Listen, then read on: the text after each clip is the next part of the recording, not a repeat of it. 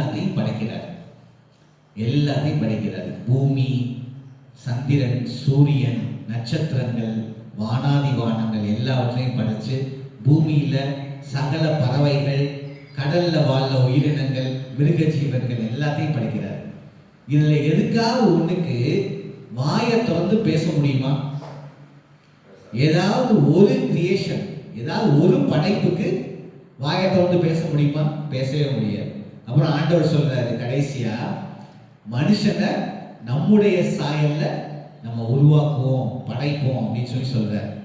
படைப்போம்னு சொல்லிட்டு கடவுள் பேசுற மாதிரியே நமக்கும் என்ன கொடுத்திருக்கிறாரு? பேசுகிற தன்மையை கொடுத்திருக்கிறாரு. எல்லாத்தையும் நீ ஆண்டுகொள் அப்படின்னு சொல்றாரு.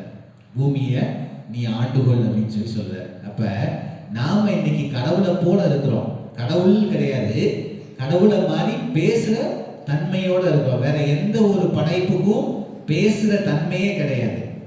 ஆனா நமக்கு பேசுகிற தன்மை உண்டு. கடவுளை போல நம்ம படைக்கப்பட்டிருக்கோம், பேசுகிற தன்மை உண்டு. ஆனா நாம என்ன செய்யறோம்?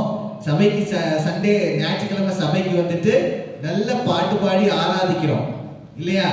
அப்ப திங்கட்கிழமை வேலைக்கு போனதுக்கு அப்புறம் என்ன பண்றோம்? யாரையாவது திட்டுறோமா? இல்ல பொறணை பேசுறோமா? இல்ல நாவல வேற என்ன பொய் பேசுறோமா? அதுல நம்ம வாழ்க்கையில இருக்கவே கூடாது. துதித்தலும் சபித்தலும் ஒரே வாயிலிருந்து வரவே கூடாது. ஆண்டவரை துதிக்கிற வாயினால நம்ம பொய்களோ, புரட்டுகளோ, புறணியோ, இல்லை யாரை திட்டுறதோ, இது எதுவுமே நம்ம வாயிலிருந்து வரவே கூடாது.